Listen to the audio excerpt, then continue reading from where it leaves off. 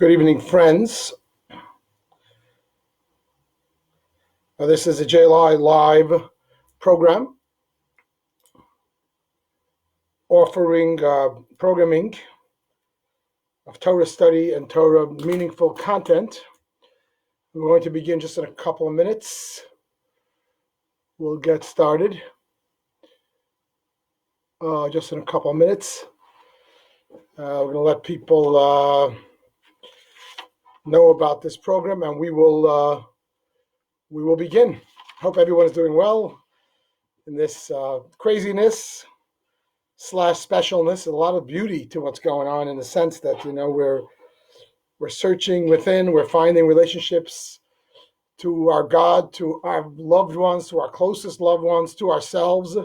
This is a time where you got to get to like yourself, because you're going to be spending an awful lot of time with yourself. So it's a very interesting time, and that's perhaps one of the reasons why JLI is doing these type of programs, to give people content rather than just all day long taking in all the bad news and all the statistics from all over the world and getting ourselves down. Let's take some of that time to think about meaningful things, about Torah, about things of depth, about things of inspiration, spirituality, and hopefully it'll make the journey, hopefully the very temporary, challenging time, more manageable, more meaningful. Hopefully we'll be better for it on the other end. Just going to give it one more minute before we begin the official title of the topic for which we were slated during this program. And we will begin momentarily. I'm just taking a look to see how this works. And it's a pretty active class here. Okay. This is something different.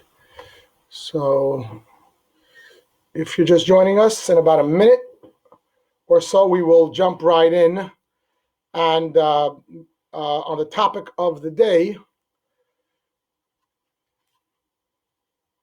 in part of the program that the JLI is providing for us. Again, wherever you are watching this live or otherwise, I hope you're feeling okay. I hope you're hunkering down, staying safe, stay away from people, stay away from crowds, especially if you're over 60 years old. Really, don't leave the house. That's the best thing. I must say, in our community here in Port Washington, there's a lot of good things happening. A lot of college-age kids or younger people delivering meals to people who shouldn't be leaving the house, delivering Seder plates, delivering matzah, delivering your filter fish, horseradish, things that people are so used to having and they don't have them, and now we have the opportunity to reach out and help. Anyway, I'm going to begin the program. Friends, good evening. The title of this evening is The God You Don't Believe In, I Don't Either Believe In. And essentially the goal is to discuss how we think of God, that G word, and how most of us have a very childish view of it. This big, powerful being in the sky that I better watch out for, and how that is foolish and wrong, and what God really means. The story is told that this rabbi comes to a new pulpit, and he walks into synagogue the first Shabbat, and the president and the vice president approach him. Rabbi, welcome to the new congregation. So what's going to be the topic of your sermon today? And the rabbi says, it's my first Shabbat. I decided I'm going to talk about God. And the president and vice president look at him and say, Rabbi, right away from the outset, you got to become so controversial. Why is God controversial? Because, again, we're not sure what to make of the word. And the word God, for most of us, conjures up all kinds of childish images of this big, powerful being, most of them scary. And why would I embrace that? Why would I love that? Why would I feel close to that? Why would I want to get close to that? You often hear from people, does God have a self-esteem problem? Take a look at the prayer book. You're constantly telling him how wonderful he is. We bless you. You're great. You're wonderful. You're smart. I recently met a Jew in the supermarket a couple of weeks ago, and I said, I haven't seen you in Shabbat services. This is before they closed down the synagogues temporarily. Why don't you come around once in a while? And he says, Rabbi, It's a ridiculous thing. I open the book, every 5 lines. Bless you, God, you're wonderful God, we love you, you're brilliant, you're smart, you're capable, you split the sea, you put back the sea, you feed us, you almost feed us, you could have feed us, you heal us, you bless us. I mean, does God need to boost his ego every 5 minutes? Did he have a difficult childhood? It says it's ridiculous. He tells me, Rabbi, if I got $1.50 for every time we tell God how great he is, I'd be a millionaire. And then he says, does God have a memory problem? Does God have a memory problem that we have to say it over and over? He says, I think God is a wonderful thing. But you know what? Let's go to once a year. We go to shul, whatever it is, on Rosh Hashanah. We say, God, we love you. You're the greatest. And that's it. If anything changes, I'll let you know. There's a joke like that this couple was having problems and they went to the marriage counselor. And the counselor said, what's the problem? So the wife said that my husband here, he never says, I love you. So the therapist says to the husband, why is that? He says, I'll tell you why. 28 years ago when we got married, I told her I loved her. If anything changes, I'll let you know. God has a memory problem. We got to keep telling him how great he is. Are we boosting his ego? What is this all about? A man who considered himself an atheist once visited the Lubavitcher Rebbe. This is actually the former Lubavitcher Rebbe, Rabbi Yosef Yitzchak Schneerson. And he's telling the Rebbe why he's an atheist and how he views God as some uncomfortable concept. And when he finished his whole thing, the Rebbe said to him, I want you to know something. The God that you don't believe in, I don't either believe in. And the God that I believe in, let me tell you about him, because I want to bet you that you too, in fact, believe in that God. Because again, we have this childish image of this huge God. He's gigantic, he's in the heavens, and we're so tiny, he's so powerful, we're so weak, he's so smart, and we're so simple. He's so good and kind, and we're so imperfect and unkind. And the whole conversation makes us feel really inadequate and tiny and unimportant. Why would I want to relate to such a God? It's not an inspiring concept that he's so perfect and gigantic, and we're so little, and he's so wonderful, and we're so flawed. Leave me alone. Do I want to be in the company of someone so perfect? It doesn't feel good. And also, it's a God of fear. And we sometimes wonder, God, we love you. You made the world. You did a pretty good job most of the time. Could you leave me alone? You got to keep telling me, I got to do this, I got to do that. And if I don't do it, I'm in trouble. We have this God of fear that we live with, this huge God in heaven that I need to surrender to or else. Ladies and gentlemen, I hate to bust your bubble, if that's the image of God that you still have from kindergarten and Hebrew school. That God don't exist. It's a Bubba Meiser. It goes together with Santa Claus. As the Rebbe said to the man, the God you believe in, you don't believe in, I don't either believe in. Let me explain. They did a Pew study about 3 years ago or so about faith in America. 80% of Americans believe in God. 20% said they don't. They don't believe in God. However, those 20% said we don't really believe in a God of fear in the simple sense as it's taught in religious school, but we definitely believe in a higher power. Ladies and gentlemen, I'm here to tell you, those 20%, they're onto something. I think that's the real God. The God of fear doesn't exist. A higher power, which we're all connected to, who loves us and can't not love us. That's a true being. Those 20% are onto something. This scary, huge God up there that we're afraid of, it's just not true. And too many people have a relationship to God of fear. There's a the comic strip of Calvin and Hobbes, right? Where the toy tiger Hobbes is talking to Calvin, the little boy, and he says to the little boy, Calvin, do you believe in God?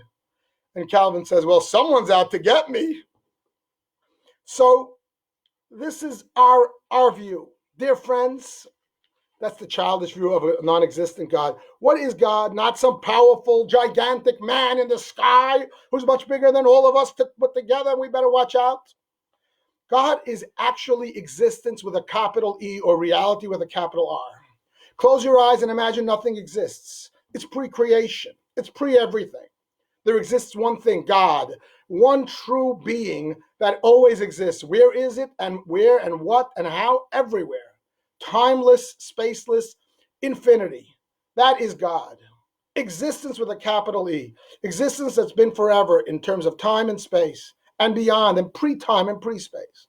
And then that being, that reality, decides to shine as light and create other beings with whom to share love, with whom to share kindness, with whom to share existence, and to enhance their life. One of the reasons for creation that the Kabbalah gives is simple. Chafetz Chesed, God loves to share and give. You can't give if you're all alone.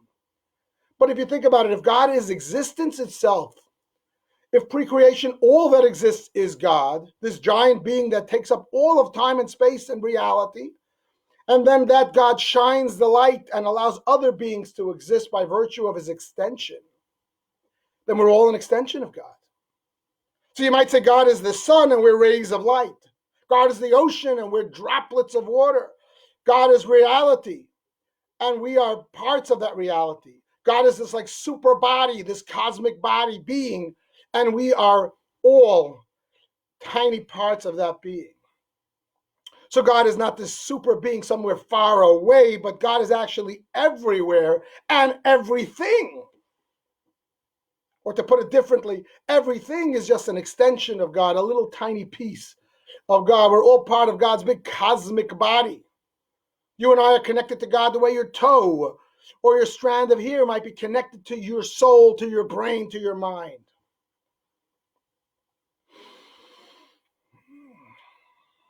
You might say that God is actually existence itself, and everything else is within God or within existence.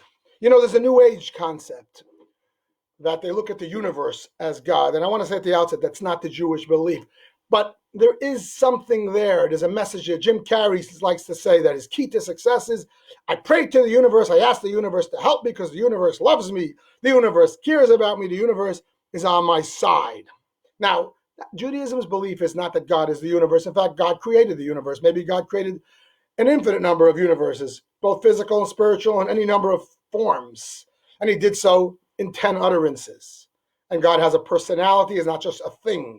So God isn't the universe. However, they're on to something. Once again, those non-believers, in a sense, are touching the truth of the real God more so than the proclaimed believer at times. The proclaimed believer says, God is out there and he's bigger than us and bigger than the earth and bigger than the sun and the moon, all the stars, maybe bigger than the universe, really powerful. But they put God out there, something big, biggest, powerful, scary. Whereas in fact, God is actually everywhere. He's in your heart. You're within God. God is reality, and within reality exists God. So when the Russian astronaut first went to outer space, this is back in the Soviet days, and when one of Russia's trademarks was atheism, and they came back and they said, what did you see? He says, I didn't find God. And that was a cynical way of saying, you know, I went all the way out there and he ain't up there in the heaven. What were you expecting? That you're going to go out there in the blackness of the sky, of the universe, of outer space, and suddenly you're going to see a pair of eyes and they're going to say, hello, I'm God. What took you so long? That's the childish notion of God. God is not out there. God is everywhere. God is within everything. Or a better way to say it, everything is within God, because God is reality. In Judaism, one of the terms used to refer to God is makom, space. We're going to say it in the Passover Haggadah in a couple of days. Baruch hamakom baruch hu, right before the reading of the 4 children at the Seder. Blessed is God, but we refer to God as makom. We say this, God forbid, in a shiva house. Baruch hamakom yinachem, may God comfort you. But the literal words are, may the space comfort you. And it's explained in commentary why we use that term, because we're referring to God the way God manifests within space, not God that's beyond time and space. Because the truth is that from the point of view of God that's beyond time and space, God's essence, if you will, life and death are the same. The soul just moved from one location to the other. A soul lives forever. However, it's really sad for the mourners because in the world of time and space, they just lost their loved one. God forbid. And therefore, we comfort them by saying the term hamakom yinachem eschem. God, in his benevolence, in his manifestation, in recognition of the world of time and space, should give you comfort. But back to our conversation, We use the term makom for God, space. Why? What we're trying to say is that God is not within the space. You can't say, where is God? God is the very space. Everything's within God. God is the backdrop of the whole thing, the existence of everything. And we are just existing within that, an extension of that. God's breath, God's light, God's word, God's extension, God's action, God's rays, however you wish. Now, how does this view of God make us feel?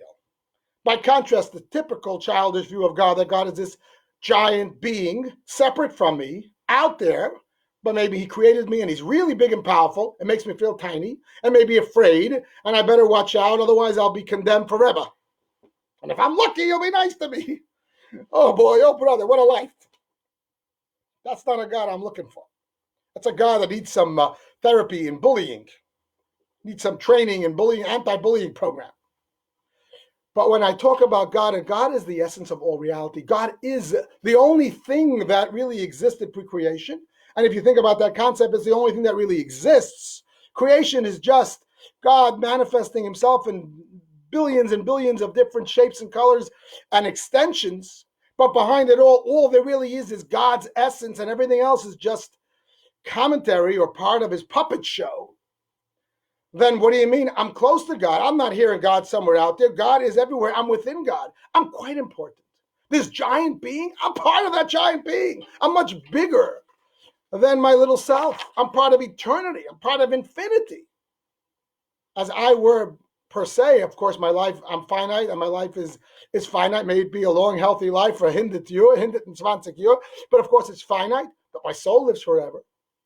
And even my body, by extension, everything is part of an eternity and of an infinity, and we're within that God, and we're living and breathing that God's energy every single moment of time and of existence. And therefore, it's uplifting, it's empowering. It's not making us feel tiny, it's making us feel important. It's making us feel larger than life. It's making us feel much bigger than we are per se. And that God is only capable of love. All of the images that people have, and they blame it on the Bible, this God of vengeance and of anger and of punishment. It's impossible for God to have anything towards us but love, because we're part of him. Just the same way that I can't not love my finger. I can't not love my child. Ask a mother if she cannot love the child she carries in her womb. Friends, the word for womb is rechem. It comes from the root rachum, which means compassion. And that's another term that's used for God. In Aramaic, in our prayers on the holidays, the high holidays, we say rachamana. We refer to God as rachamana, the compassionate one, because he has rachamim, he has compassion. Why do we refer to him as compassion? Because the word rachum, or rachamim, compassion, has the same root as rechem, womb, because we are all within God's womb. That's another image, if you wish. We're within God's womb, and therefore he can have nothing but love for us. So when people say, show me God and I'll believe in him, the Kotzker Rebbe is famous for saying, as a child, somebody said to him as a child, can you show me where God is? And he said, can you show me where he's not? I saw this great animation. It's two drops of water discussing whether they believe in the ocean. And one says, I don't believe in the ocean. The other says, why not? Well, show me the ocean and I'll believe in it. But you can't see the ocean, the other one says. But why not? Because he's too big and too far away. Says the other one, no, because he's too close. He's everything and everywhere. So the other one says, so if that's the case, we'd be in him and he'd be in us. So the other droplet in the ocean says, exactly. We're in him and he's in us. Beautiful animation. You can try to find it on the internet from Rabbi David Aaron. Yes, we can't see God not because he's far away, but because he's too close. He's in everything and everything is in him. We're in him and he's in us. Just a couple of miles up the road, there's a hospital known as St. Francis Hospital, the Heart Center. I like to call it St. Francis Jewish because of the amount of Jewish doctors that serve there. And years ago, when I first came to town, I used to give a weekly Torah discussion for the doctors at St. Francis Hospital, most of them cardiologists. And we're discussing Torah, faith, what have you. And very often there was conflict between them and me because these are doctors, these are scientists, and this young 25, 26-year-old rabbi comes in with articles of faith, if you will. And we would discuss, we would debate, we would talk. And one time such a discussion came up, and they said, Rabbi, really, how do we even know that any of this is true? Can you really show an illustration? I mean, we believe that there's a God because we have unanswered questions to this gorgeous universe, but can you show an illustration of God in terms of reality? So I'm talking to these cardiologists who know the human body and the human respiratory system, I mean, inside and out. So I say to the doctors, I say, explain to me something. What causes the human body to be animated, to be able to move? And they say, Rabbi, every child who graduated elementary school knows that it's the blood. The blood flows through the body and it moves the body. I said, okay, got that. Now can you tell me what moves the blood? And they said, Rabbi, that's, again, basic information. Everyone knows the blood is moved by the pumping of the heart. I said, great, I got that too. I got only one more question. The blood moves the body. The heart moves the blood. What moves the heart? And it was quiet. 8 cardiologists sitting around the table. This 26-year-old rabbi from just graduated yeshiva asked them a simple question: what moves the heart? It was silence in the room, friends. It was silence for about a minute until one of the brave doctors raised up his finger and pointed upward. And then all 8 fingers went up. And I rested my case. Cardiologists understand. We know how everything works, and it pumps the blood and it moves the body, and it's all perfect. But what's pushing at that? The one above. I often tell people who will tell me, can you help me find God? Where can I find God? I said, I want to feel God. You know what I say to them? I said, feel your pulse. Feel your pulse. What's pushing it? Can you tell me? Did you plug it into some kind of system? Is there a ventilator, God forbid, pushing it? Is there a machine that's making it work? Did you plug it in at night so that it keeps going? Or for please God, gezinta hate, and our hearts go out in prayer for those who unfortunately need ventilators now. But in a healthy situation, for a hindered year, for years, decades upon decades, this human machine just keeps on going, a little rest here and there, at night. But the machine it doesn't plug in, it doesn't have to recharge, doesn't have to change the battery, and it keeps going. What's going on? You want to feel God? Feel your pulse. As we say in our morning prayer, the first thing we say when a Jew arises, Modeh ani lefanecha, thank you, God, you have returned my soul to me. And soul, you don't have to think of it so mystically. The Hebrew word for soul is neshama, which also is the word nishima, my breath. My breath is really a breath of God.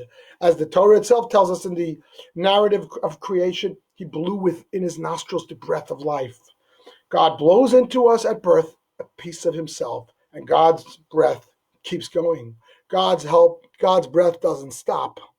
And hence, when we're looking for God, if we're looking for some God in the sky, some powerful being that we're afraid of and we don't want to start up with, maybe you need a very good telescope. But the Russian astronaut already told us he was out there and he ain't there. But if we're looking for the true God, the God who is the being of all beings, the essence of all essence, he's the soul of our soul. He's the existence with a capital E, and we live within existence. He's the ocean and we're the droplet. He's the sun and we're the ray of light. Feel your pulse. Take a deep breath. That's God breathing through us. The closeness is palpable. And although God is infinity, God is beyond infinity, and we're just a small, finite little speck of dust in the universe of time and space, we suddenly feel vitally important, gigantic. I may be small, but my God is great. And I'm an extension of that God. I may be one ray of light, and the sun has an infinite number of them. I may be a drop of water, and the ocean has a countless number of them. But I'm part of the ocean. And it's been said that every droplet reflects the ocean. Every soul is in the image of God. It's a reflection of its creator. And by extension, every particle of creation, every molecule, is an extension of creation. So when God gives us commandments, it's another complaint I hear. God is always telling us what to do. I want you to do this. Don't do that. Don't go there. Don't put the light switch. Make sure you eat your matzah. It's got to be 8:11, not 8:10. Light your candle, 7:21. Did you ever notice? It's always an odd number. Why can't it be light your candles at 7 o'clock? No, 7:21. You know what I mean? Everything has got numbers. Make sure that to fill it, and they're right between other things. Make sure you light your candle before Shabbat, the Havdalah, the wine, the 4 cups. All the rules and regulations, the mitzvahs, the morality that God gives us. So again, if we're thinking of God as some far-out powerful being and he's telling me what to do, he's a control freak. He's a simple control freak and a bully. And he's giving me a whole list of do's and don'ts. Could you leave me alone? Let me live my life. But if I think of God as the essence of reality and every one of us is a tiny part of that true reality, a tiny but intrinsic part of that reality, so then God is simply saying, trust me, you're part of me. I like kosher if you're Jewish. I like the 7 mitzvahs if you're a Gentile. I like morality if you're a human being. I like family values. That's what I like. That's what is healthy for my cosmic body, says God. It's almost like you tell your body parts, this is good for us. This diet is good for us because we're asthmatic or because we're whatever condition we might have. And all the body parts have to go along with that plan because they're living in a body that has that need for that diet. A mitzvah is God simply saying, these are the truths. These are the healthy behaviors that make you feel connected to who you really are, a part of this cosmic being. It's not that I'm trying to control you. I'm trying to tell you how to live it as an extension, as a facet of God. Think of it as physical therapy. And I had some physical therapy a couple of years ago in earnest. I had a dislocated shoulder, and I had to go for about 6 or 8 months. And it was painful at times. And the doctor said, oh, you got to come. And I could say, why is he being so mean? And the answer is, of course, he's being mean because he wants to help me. And it hurt. It was right here on the left shoulder. But what I learned over time, that each time I went for the therapy, what I was really doing is connecting the arm back to me in a healthier way. Initially, it was completely dislocated, and then it was reconnected, and then over time, to connect all the muscles and tissue and what have you, so that the arm, thank God it's 2 years later, I don't even feel it almost. The arm is no longer an arm. It's part of Shalom Paltiel. It's part of the greater me. When an arm is an arm, when an arm comes with opinions and wants and desires, or a leg or a foot, you got problems. When the arm is just going along with the flow and it's completely connected to the larger picture, that's a healthy situation. A mitzvah is physical therapy. Torah study is mental therapy. Prayer is emotional therapy. It's not God just saying, I want you to do this because or else you're going to get on my wrong side. I want you to do this because I want you to connect. I want you to feel me. We're all part of God, and God separated us at birth. He took our soul from on high, which is literally part of God, and separated it into bodies so we have free choice and a self-identity for the purpose of having someone with whom to do kindness, much as our children are really an extension of us, but we want them to have their own opinions and to embrace us and love us and build a relationship to us by their own choice. Otherwise, it's meaningless. God did that too. So the cosmic body allowed all of its body parts to separate and have their own opinions and free choice, and then through mitzvah therapy to reconnect. You want to connect? Do a mitzvah. You want to really connect? Do a mitzvah until you feel it. I learned that too from my physical therapy. There were times when I was lazy and it would hurt. So when the therapist would turn around, I would make the motions, but I wasn't doing them enough to feel it. And what I was doing was wasting time. If I wanted to walk out of that hour-and-a-half session and have accomplished something towards the full healing process, when arm is no longer arm, but it's the larger me, I would do it till I feel it. The therapist even said to me, Shalom, do it till you feel it, and then you know it's working. I say to people, do your davening, wrap your tefillin. Yeah, I did it. No, do it till you feel it. Get into it. So by the end of a prayer service, you feel it. You light your Shabbos candles till you feel it. Be in the zone when you light the Shabbos candles. Study some Torah until you have a headache because it's gorgeous and it's complex and it's nuanced. until you feel wonderful inside because you see the brilliance and the perfection of every aspect of Torah and commentary. Do the good deed, give your charity till you feel it, till it hurts, whatever. Each one of these is therapy till you feel it. It's just reconnecting us to the cosmic us, reconnecting our little us to our gigantic, larger us. And this, my friends, is the message I want to share with you today. Too many of us, especially amongst Jews, we're living with this image of a God that doesn't exist, this gigantic God of fear and of vengeance and of threatening. That God doesn't exist, and if he did, I wouldn't let him in the house because I'd send him to bullying school like I told you before. There's a God, the true God is God who is only love. The God we are part of, the God who loves us as much as a mother loves a child, a God who cannot not love us. There's a fellow who wrote a book. He's a proud non-believer, and he wrote a book called Beware of God. And in the book, he posits, he says, look, if you took the Bible and you threw it into a Word document, and every time it said the word God, you changed it to Jerry. And you'd read the book, you'd say, Jerry's a jerk. Jerry said, come here. Jerry got angry. Jerry wanted this. Jerry said, bring me sacrifices. Jerry decided to destroy the world. Jerry's upset. Jerry's happy. Like, who the hell do you think he is? You think he's a jerk? It's all about him. That's what he posits in that book. I suggest to this author, every time it says the word God, don't put in Jerry, put in goodness, put in existence, reality, love. Love and goodness says, do Shabbat. Love and goodness says, eat a kosher diet. Live a moral life with the values of family and monogamy. Live a life of honesty and integrity. Love and goodness is demanding of this because this is what is true and what is good. He ain't no jerk. He's telling you what's good because you're part of that goodness. And if it's good for God, it's good for you because all we are is just within existence. God being existence with a capital E. You take a look in the Bible and all this judgment that goes on. We say God is a judging God and his punishment. Yet his judgment. Just like your doctor, if it's a doctor that cares about you, will scream at you. How are you eating that diet? It's going to kill you. Your doctor might be upset at you now with the coronavirus. How did you allow yourself to go to such an event? Scream at you. Rebuke you. Does the doctor not like you? Is the doctor evil? Is the doctor judgmental or loving? Everything in Torah is about love. Sometimes it's tough love. If you love someone, you tell them like it is. God does that in Torah. Keep Shabbat. It's a matter of life and death. Do your mitzvahs. This is what connects you to your own true essence, etc. Kirk Douglas, Rabbi Shalom, who re-embraced Judaism much later in life, and as you might know, he had a second bar mitzvah at the age of 83 and a third bar mitzvah at the age of 96. God rest his soul. So recently at the JLI Jewish retreat, a couple of years back, I met Kirk Douglas's rabbi, and he told the story of the first time he met Kirk. They had made up to meet, and he flew to Israel to meet him, and they were having Shabbat in a hotel, and they sit down on the lobby or what have you to talk right before Shabbat. And Kirk Douglas, and Kirk says, I know it's Shabbat.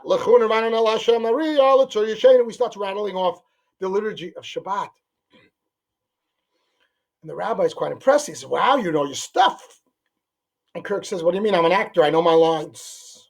But Judaism is all form and no substance.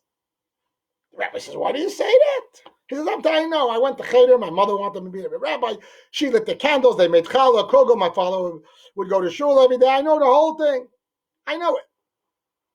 But it's all form, no substance. So the rabbi was a very smart man. And he said, let me ask you a question. If you were to spend your money now as an adult the way you did when you were a 5-year-old child, how would you spend your money? He said, what do you mean? I'd squander it away on junk. If you would eat foods now the way you ate foods when you were a 5-year-old child, how would you eat foods? He said, yeah, I'd eat terrible things. So why are you basing your view of God from your childish view? In every other way you've matured. You eat differently, you think differently, you spend your money wisely as an adult. When it comes to God, your view and most Jews' view hasn't changed one iota when you were 3 years old? And that God you're dismissing, the God that you knew in kindergarten? Imagine a guy goes into a PhD math program and they're teaching math from second grade. He's going to say, I don't believe in math. Of course you don't believe in math, because you're in a PhD program and they're talking about second grade stuff. Most of us, when it comes to every other subject, we've grown. Many of us have postgraduate degrees, brilliant and what have you. And when it comes to God, it's the simple childish belief that we were given in kindergarten. And then we wonder why we say it's nothing, no substance, just form. Friends, the study of Torah helps us graduate that childishness. It's a time now that many of us, for good or bad, have more time on our hands. Let's study Torah. Let's find out more. Study complex things. See the brilliance of the Torah, of the commentary of the sages. And you start to realize what's behind it, the God who wrote that book. And to fill it with a different knowledge of spirituality, especially the study of Hasidism, of Tanya, and the works of the Rebbe and his predecessors, gives us a whole different picture of God. And then we realize, A, what God is and how real and how true and how loving, and B, how important it makes us feel and how important we in fact are. I share with you, friends, a story that took place a couple of years ago. I was interviewing a bar mitzvah boy named Gabe before his bar mitzvah. And we had a meeting. The bar mitzvah boy was in my study together with his father and mother. And I'm encouraging the boy to take on the resolution to lay his tefillin each and every weekday and say the Shema. And the boy said, I will try to do that. And in order to engage the kid in conversation, I said, you know how the tradition is that when you say the Shema, it's customary that we close our eyes and cover them with the right hand. And he said, of course, I'm aware of that. So I said, Gabe, do you know why we do that?